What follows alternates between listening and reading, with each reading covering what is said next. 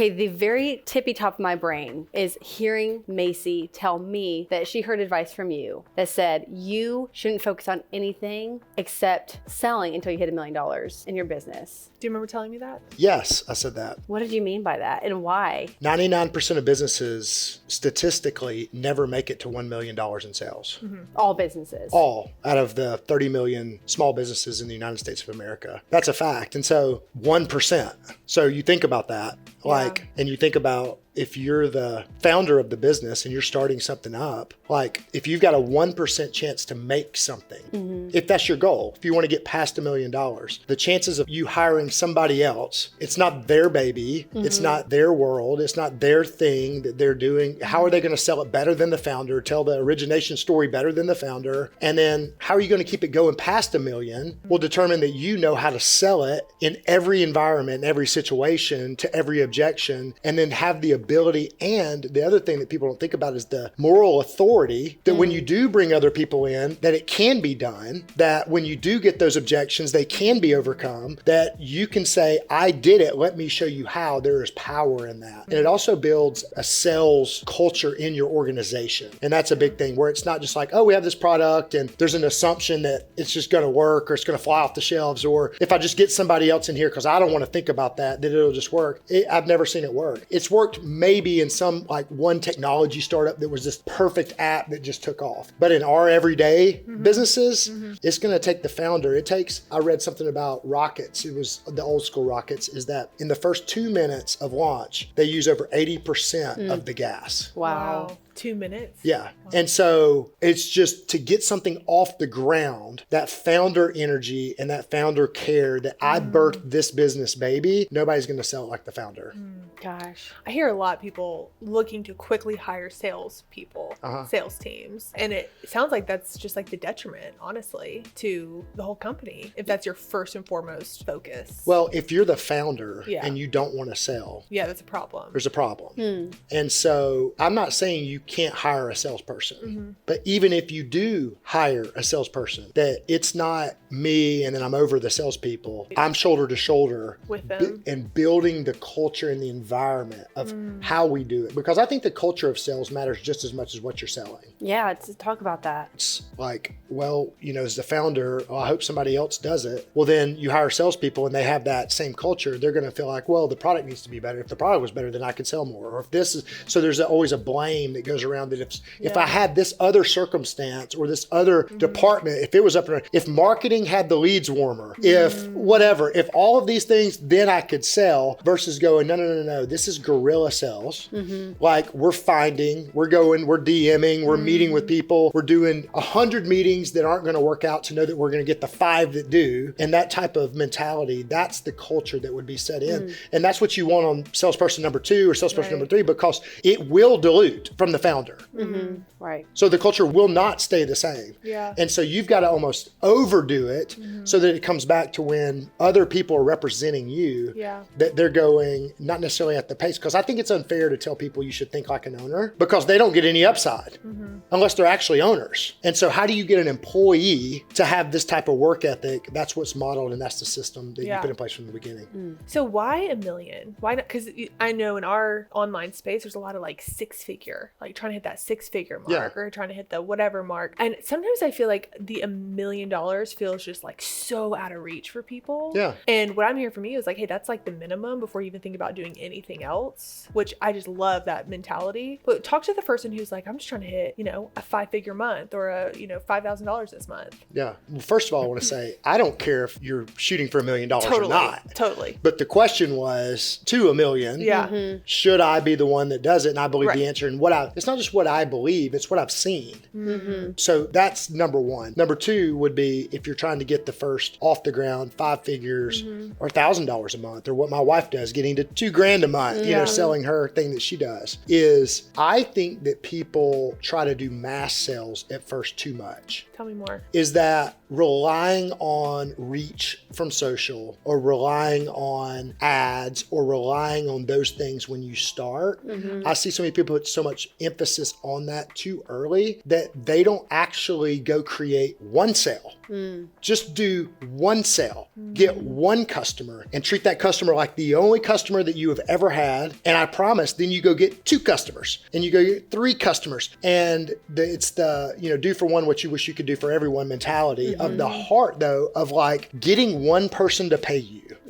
You can get 10. Yeah. But getting from one person to pay you to get 1,000 is totally different. Yeah. And so cutting your teeth by that one by one, getting it off the ground, and people want to skip that to grow fast, but you miss the crucial feedback loops that you're going to get from the masses. And so it's not even about necessarily that I converted them. It's about the people I didn't convert. Right. And it's all the conversations that felt like a waste of time. And I see people, they get so discouraged by that. Instead of seeing it as a discouragement, it's really just feedback. And so that's good founders and good entrepreneurs are resilient enough, or good salespeople are resilient enough to take that as feedback loops, not as judgment. Okay. How important and why do you see those cutting teeth conversations as crucial? Yes. Why do you see them? What do you mean by that? Like you're saying one by one, the bad ones are lessons and they're failing. More important is what They're it sounds almost even like. more important than the ones that you close. Like why the one by one conversation? Because listening to somebody tell you why they bought and then watching them experience the product or the service and staying connected to that person is the copy for your website to get to 1 million. Right. It is the marketing message that you put out. It's not you being a genius to write to the masses to get everybody to take action. Wow. Like you don't just show up and get that. And what you do, it's just we all look at them and they're crappy. They're blasting social, but they're never really getting momentum. Yeah. And they have big followings of likes and comments, but they're not really selling anything. Right. And so many people, they put so much focus on reach that they forgot that the point of the reach is to convert. And so if you don't have those early conversations, you will not build the buyer persona of the person that needs to buy the product and niching it down to these are the type of people that buy this product. Because if I asked y'all, tell me about the type of person that buys your guide culture this or that, you say, oh, well, they do this, they do this. Well, they don't do this. Usually they're this and usually they're that. Y'all didn't get that by just social selling and getting people to come to a landing page and buy from you. Right. You got that from those 100 or 1,000, that feedback loops of no, the reason they didn't, the reason they didn't, the reason they didn't, the reason they did.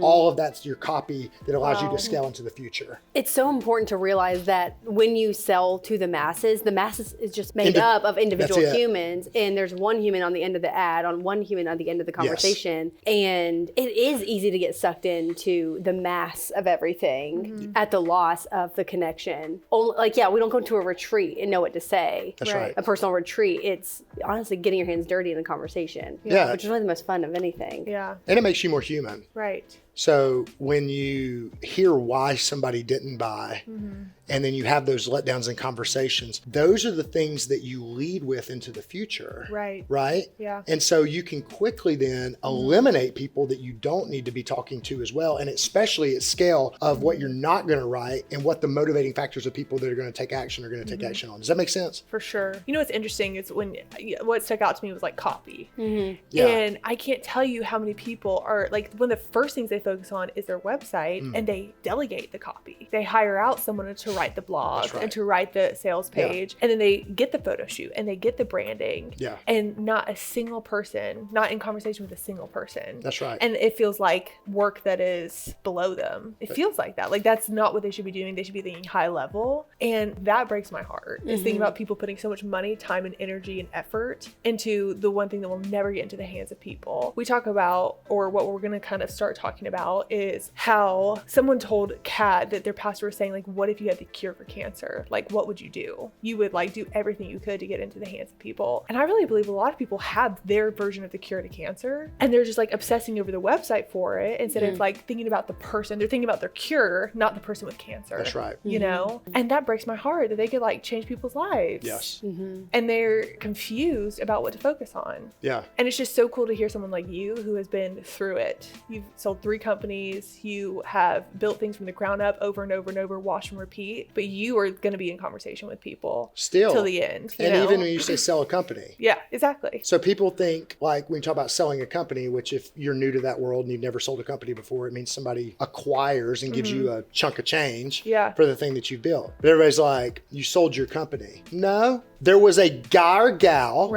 that was interested in the company. And I had a one-on-one conversation. And the number one thing that they're asking when I'm going to sell the company, tell me about your buyer. Wow. Tell me about the marketing mess. Why is it this?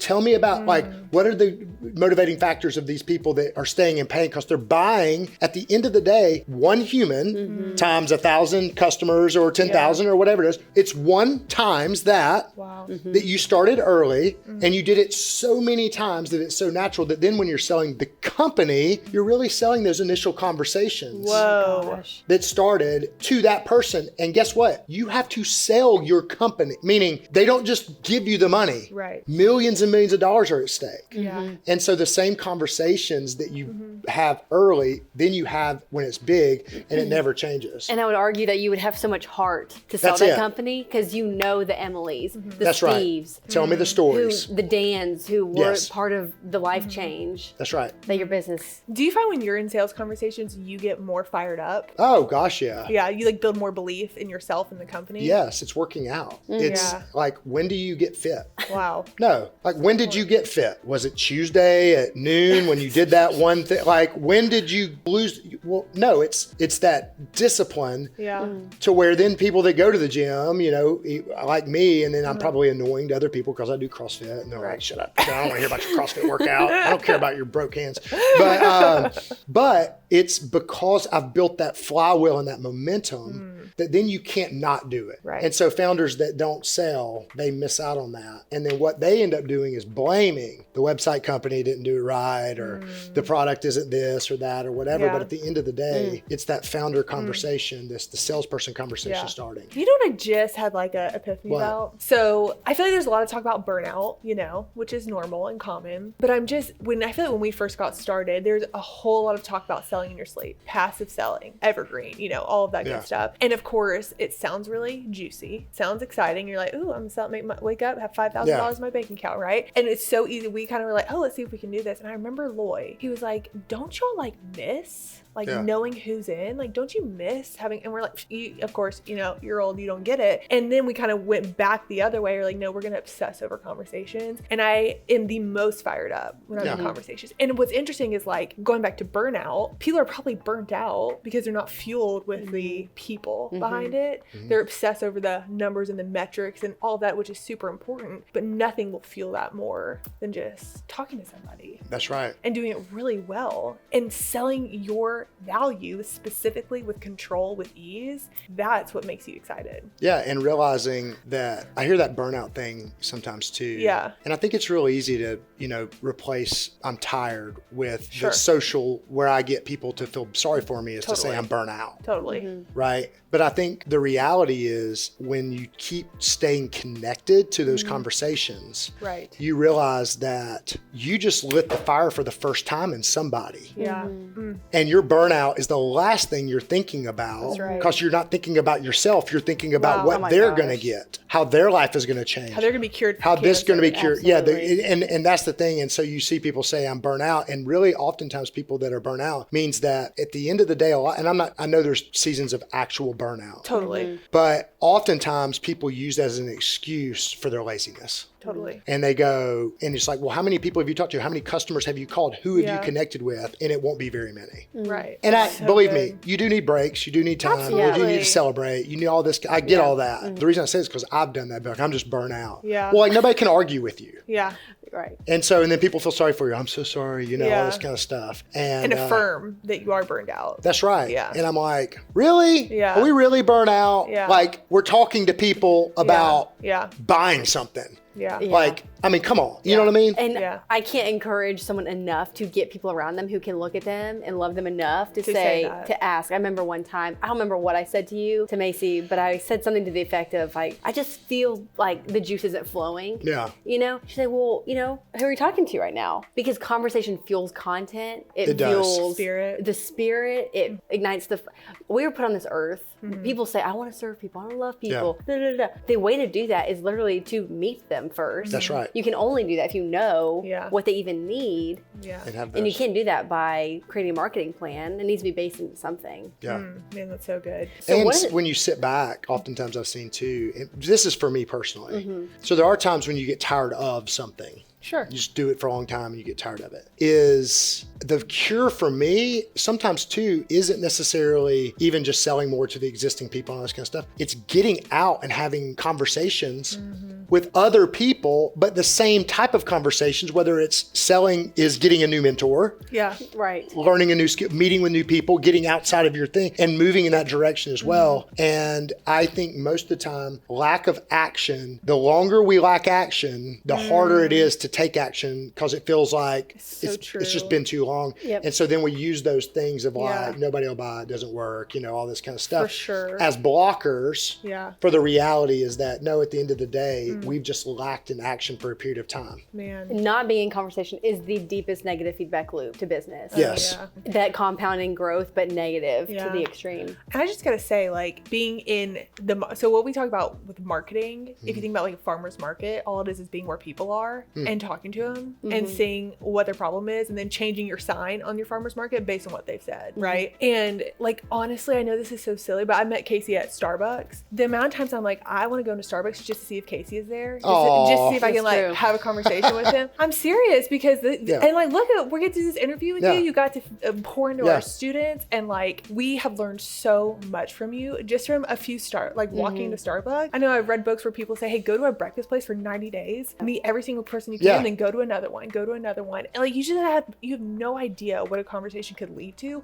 Maybe it's business, but maybe it's like a life commission that That's people right. don't even realize is available to them. And there's a life momentum to that. Like, honestly, slap on some chapstick and go compliment the barista. Yeah. Like, to me, that is a conversation. Absolutely. That is true. That fuels your... You do that, yeah. It That's fuels true. your persona. It's like, I'm the kind of person who Yeah. gets into it. Yeah. Yes. Yeah. That's really good. In a It's world true. where it's like I have social anxiety, and so like I want to avoid every possible interaction. At least that's the vibe I get from like TikTok. It's like Yeah. I avoid people at all costs. Like, be the one who approaches people at all costs. 100%. So big. Because that fuels confidence for not the real conversations, but the ones that might matter more. Yeah, you That's just have right. no In idea. a business level, it builds confidence. Yeah. And it's important. So huge. I want to talk about one more thing. Okay.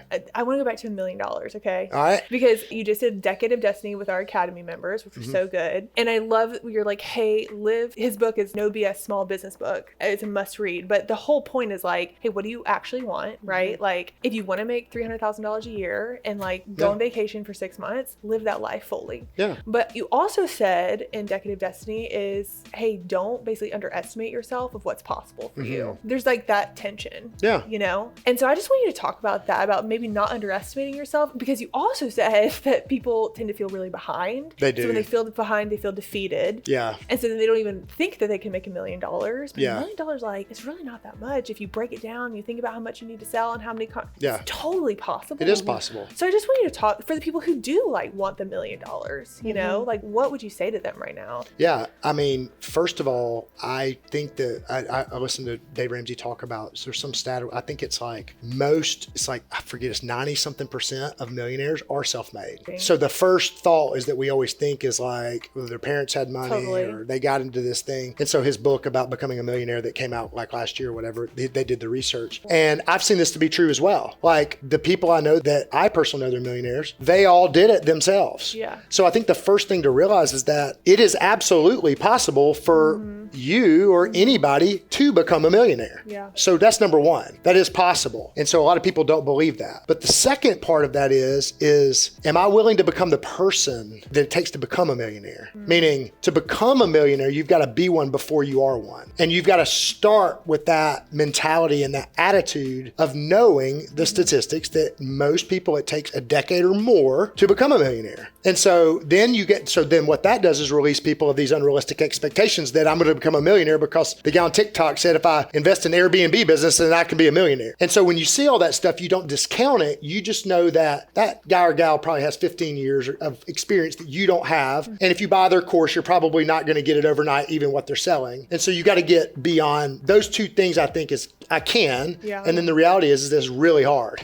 Yeah. Right? And what do you paint the difference as between $1 million in revenue and then $1 million personally? Well, it just depends on the person. I mean, that's quite, what's your question? Is it $1 million? I think it's whatever people think in their brains. Well, my definition of millionaire is different than what the Investopedia says. Investopedia says if you have a net worth of over $1 million, meaning, you know, your house and what your equity in your house is, and then how much you have in a bank. For me, mine was by the time I'm 30 years old, I'm going to have $1 million of cash in the bank or equivalent that I could sell a stock or whatever that I could actually use. And so for me, I set that as my standard. And so when I started my business at 27, I said 30. Wow. So I said, I'm going to do it by 30. And it took me till I was 34 to get there. And so I had a financial meeting with my bookkeeper, which if you're going to be a millionaire, most people don't do their own finances. So I very rarely see somebody that actually is a personal millionaire that does their own, even personal finances. Yeah. So I would meet with her every week and we had a bar chart.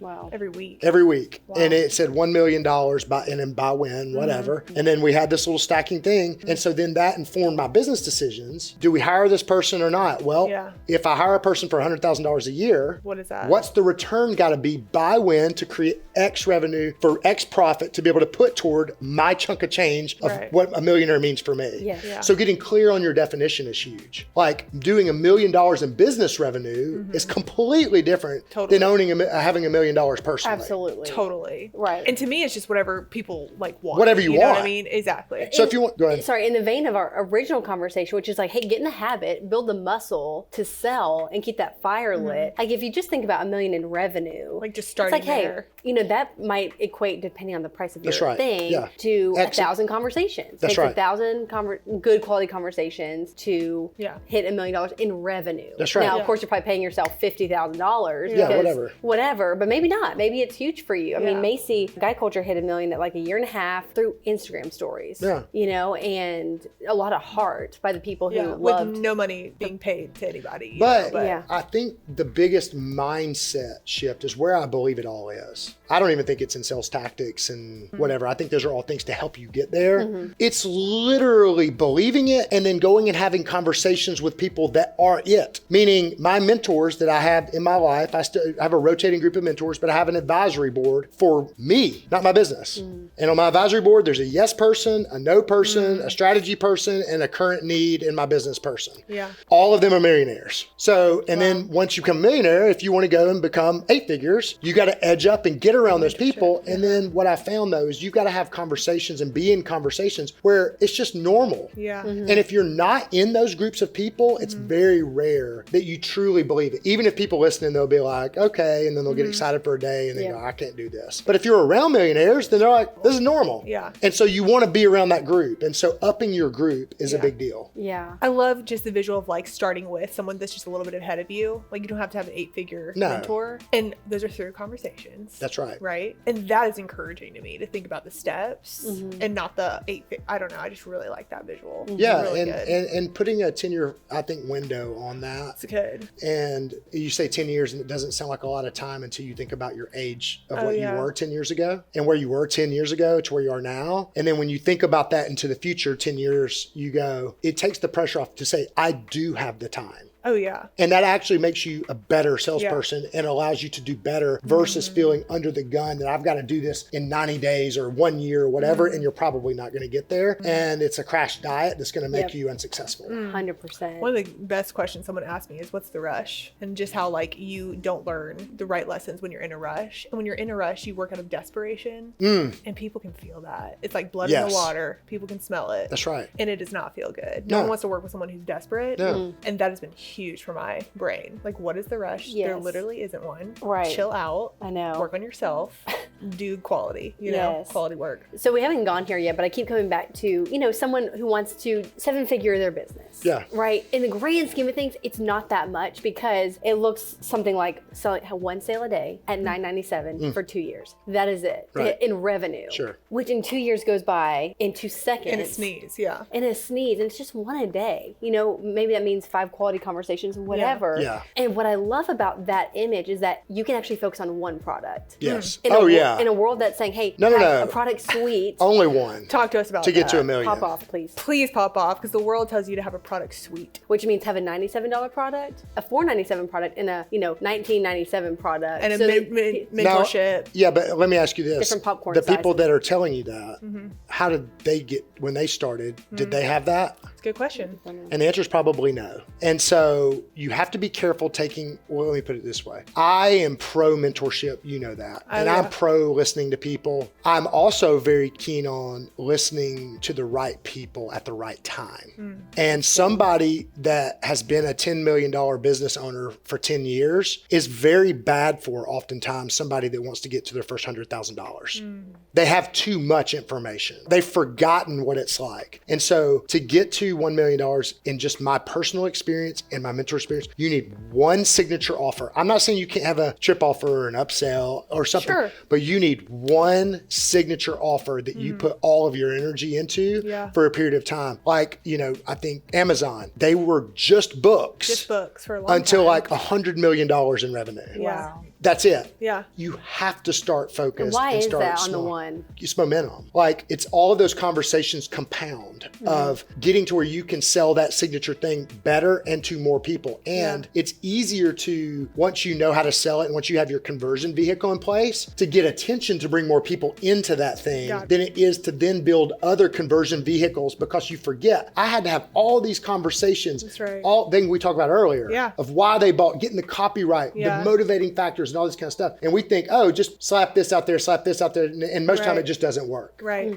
Wow. And not only that, but what we hear and what we've experienced is that it dilutes your energy, Time. it dilutes the message, Oh my and gosh. it makes time feel like So you can do it. There's trade-offs. Yeah. So Exactly. you can have more, but that means you got to hire more people. That's right. And you got to have people focusing on different things to get it done. And early on, that's oftentimes what will get you stuck. That's right. And those expenses won't create an ROI and investment as it would be if you just focused on one thing. And I just go back to like the cure to cancer. Like if you had the cure to cancer, you would not be selling a lot of things. That's right. Like if you had one thing that could change someone's life. That's it. Why wouldn't you obsess over it? And you should have so much belief that you can't stop thinking about the one thing. That's right. You know? So I will say one thing also allows you, creativity comes with subtraction, not multiplication. Right. Ooh, we need to hear that. So That's good. I am more creative when I go, I've only got this one thing. Yeah. And then there's only 36 ways to be creative. So there's an actual science to creativity. Wow. I don't have all the 36 that I can give you today because I don't know it We that can look well. it up. But I went through the exercises. And some of it is, you got this one thing. Okay, now this is the one thing. We're at $400,000 in revenue. What could we subtract from this thing that could make it be something that the masses would buy? Or that, what could we subtract from, it may be we're not doing sales conversations anymore. We are selling it online. Yeah. Because we have the copy from all these conversations, whatever. Sometimes it's addition. I've got this one thing. What could I add to this one thing that would be maybe access? And if we did this once a week, access, whatever, but you take the one thing, then you add creativity around the one thing that allows you to be able to pivot the product so you can get more juice out of it. Man, that's so good. Versus if you have 3 products, You can't do that. you won't ever focus on it because you don't have the time because your team's small. That's right. In your brain, it's like your creativity usually comes when you're at rest. Yes. And when you're resting, you want one tunnel that your brain goes to. That's right. Versus 5 or 6. Well, There's that's just no way. That's, y'all know the reticular activating system? Oh yes. Well, your that's what that filters. is. Yeah, your brain filters. So I started looking at buying pool companies. That's right. So driving here today, How many did you see? they're everywhere. Yeah. And I'm thinking about, I wonder, like, my creativity around marketing. Why do they have an office building on this expensive thing? And like, you start, all this kind of stuff. Is that it's like when you buy a red car, all you see is the red cars. So that's what you you want happening in your core signature offer, and don't give up on it because the majority of the people aren't converting into it. Because and that's why I see people jump, I call them rainbow chasers. Sorry if you're a rainbow chaser, which is you get to a certain point, and for me, it's $500,000 in Renee, my business partner. Yeah. I feel like we could sell your lipstick or tables or these chairs. I could take just about, with Renee's help, and get just about anything to 500,000. Once it gets there, it gets really, really hard for us. And my natural temptation always is to then go sell another thing. Yeah. To buy another thing, because I know I can get back, and I can do that because my natural skill set allows me to do that. Oftentimes the reason you can't edge up is because you're not willing to pass the test of changing.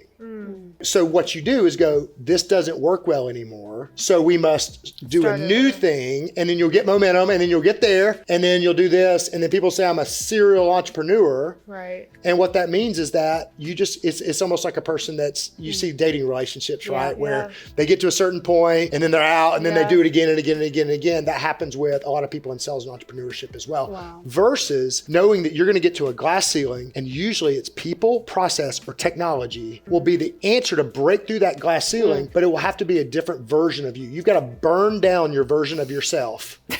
What? It's I feel like personal. I feel like you're about to hit me. No, this It's is so good. But you've got to burn down. You got to kind of start over. You do. Yeah. You literally and have not to take it personal that you have to burn it down, right? I mean, it's not like I'm stupid or we're stupid. It's like you just have to It's that move winning past strategy it. we were talking about. Is like the one thing that's working could be the very That's thing that's it. keeping you from. That's it. And you may be the one thing that was working. That's the yes.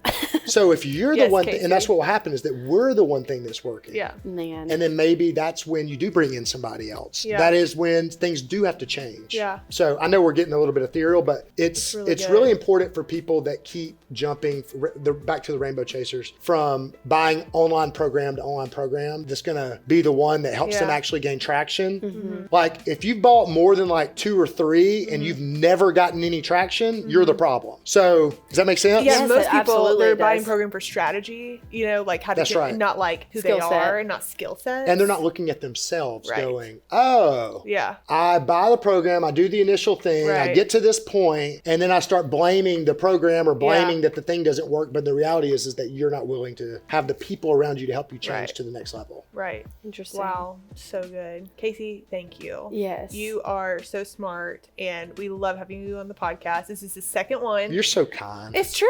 I have one more question. Okay, fine. Go Can for we it. do something like not so serious? Can we do it? Like- I don't know. Let's Before do, we end? Yeah. Yes, what, oh my what gosh. can we do? I have one more question Let's though. go. One serious question or fun? A serious question, then we'll play Okay, it with one rapid serious. fire. We'll do rapid fire. Yeah, and ask me anything. Okay. Like, Ooh. I literally will have to tell the truth. I mean, this could get Oh fun. man. Okay. All right. What was your start question thinking. though? Hold on. Okay. What was your question? Well, this is actually kind of serious. I'm not gonna lie. Between this whole glass ceiling, okay, let's just call the revenue goal $1 million, and Mm-hmm. Yeah. the glass ceiling's at 500. Yeah. And I have the idea that you have one cure. Your one solution, your one signature offer Mm-hmm. that could change lives. Okay. What is the cost of not going in on believing that you can have enough conversations, enough meaningful connection with people Mm-hmm. to get you to that place? What's the cost of not trusting that process? Mine's a weird answer. I think you become jaded.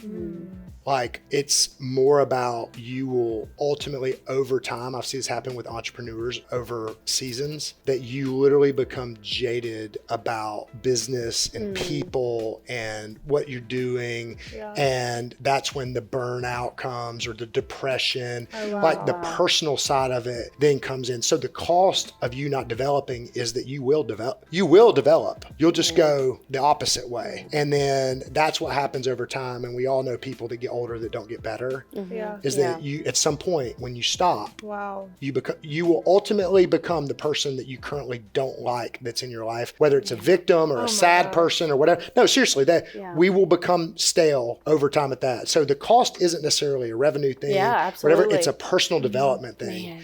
And it's staying in that growth mindset for the rest of your life, to know that, last thing on this was one of my mentors, his name is Reggie Campbell, and Reggie was on his literally deathbed. He died 2 days after we were meeting with him. And he had his little nose oxygen thing in, and he was with his last breath, and he had 5 rules to die by. And he had them up in his office on a my gosh. white Post-it note just like that. And one of them was, don't run out the clock. And I asked him about it, but he's had that for his whole life because he became really rich really early. because even people that gain that wealth run out the clock, that I'm just going to Just coast. And if you coast, you're going to be in trouble. Not necessarily financially, Right. but relationally, but bigger is fulfillment. Like you'll atrophy as a person. Your soul will wither. And that's What? the cost. No, Wow. That's just so good. but that's the cost. We think this is about business.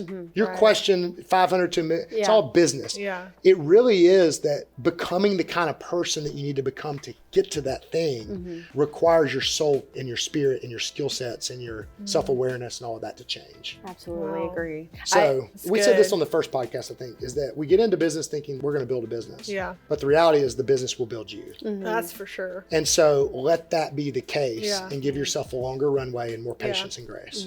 My first fun question was going to be, you can, retire and like do nothing for the rest of your life. Why do you keep going? But you just answered it, Oh, Yeah. yeah, I did that. Yeah. It lasted for a few weeks. Yeah. And Did you think you wanted that when you sold your company? No, it came more out of nowhere. Okay. It was kind of a situation. It was a unique situation where it happened faster Then you thought. than I thought. Yeah. And I wasn't prepared, because when you sell your company, it's a life transition, not a life transaction. You think it's a transaction, but it's really a transition. And so my biggest nightmare is having no problems to solve and too much money. You said you would have killed to be on a Zoom call. I would have loved it. Oh, breaks my heart. No, seriously, because the prevailing thought when you get that will be, and I know, and then I talk to people, and the reason a lot of millionaires kill themselves is because they feel bad opening up about it, because people look at you and go, well, you shouldn't feel, they say like, I would love to trade your problems, give me Right. your million, and I'd be, all this kind of stuff. Yeah. And so they don't open up about it, and so then they become stale, and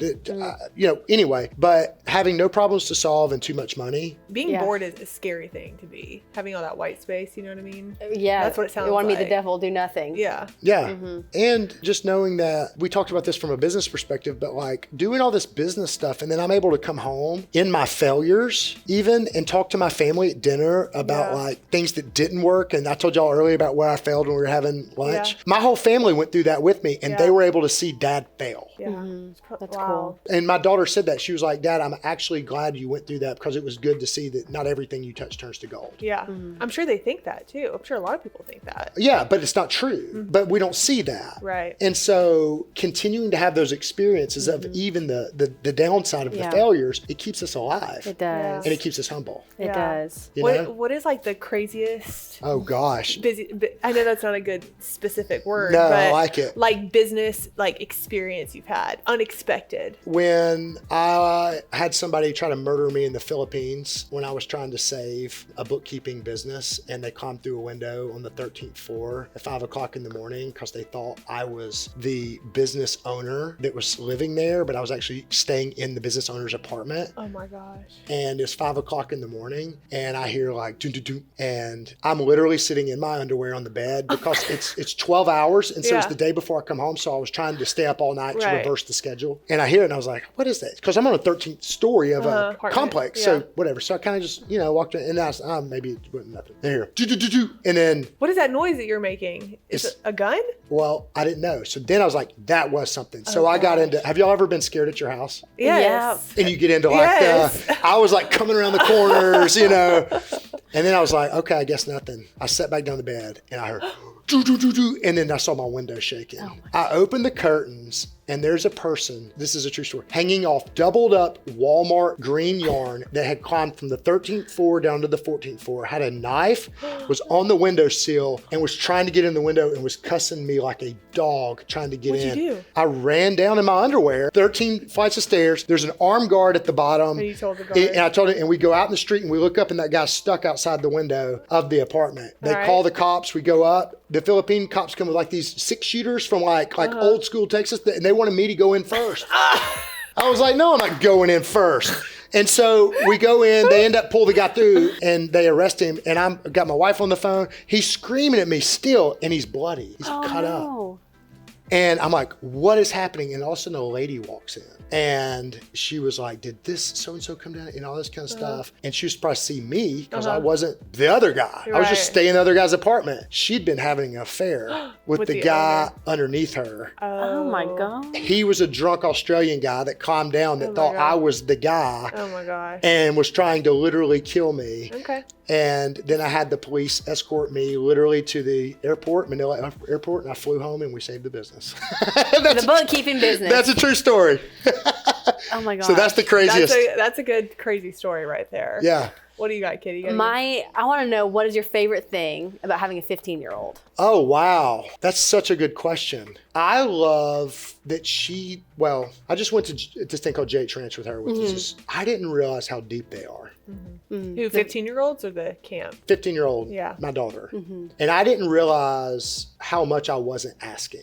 And I didn't realize how much they think about like all Everything. of it. I mean, from God stuff all the way down to boy stuff and what they see and don't see online and all of it, and realizing like, oh wow, I thought I was getting to the end of this journey, and I realized parenting, you know, that we only have 4 years left, and I'm kind of moving, and I'm more of a coach now than in her life as a cop, and realizing, oh wow, it's restarted my relationship with her. That's awesome. Wow. There's a freaking like It's a different animal. there's no layers to peel back. Oh yeah. And that I had to adjust. This is what we're talking about. Because what I learned like with my family, my mom still treats me like I'm 5 years old. Right. Seriously. Oh, little cakey, and wants to like rub my, no, seriously, calls me like, and you get older, you don't get better, and you don't adjust. Yeah. And I'm like, oh wow, I'm still treating my daughter like she's 9.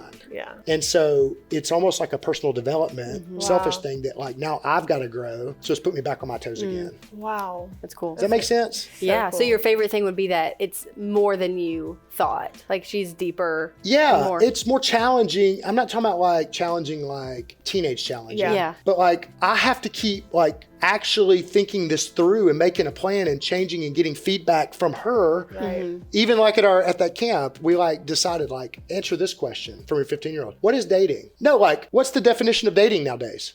I mean, I don't know. Not nowadays. Well, if you ask 100 people, it's 100 different answers. Yeah. So like even having conversations about it could be like, Snapchatting. That's you know? yes, and all this kind of stuff. So digging into That's that's cool. big. That's so Wow. fun. That's kind of too meaningful of an answer, but No, man. it matters because it's a crucial age. And That's Lucy's it. going to be 13 in 10 years, so I need to know what to look out for. that's right. Gosh, Corey, you always have good questions. Death row meal. You ever been to Roosters and Coming? Absolutely. Heck yeah. So I go twice a week and I get 18 medium wings, all flats. You don't What? even know who you're talking to right now. Is she into She's this? She is a wing queen. But I'm flats. I'm all flats. I'm all flats too. I'm with So you. I go all flats, 18 medium. I get an extra side of medium rooster sauce, and I get the carrots and celery out early with 2 blue cheeses, and I get a soda water, no ice, and a Coke Zero with ice. So that's what I would eat. Death row meal. That's amazing. You got any other good ones? Brett, what you got? I thought y'all were gonna ask me some hard ones, but this is good. Mountains or beach? Mountains or beach? Mountains. Strangest thing in your refrigerator? Oh gosh. God, that's such a good question.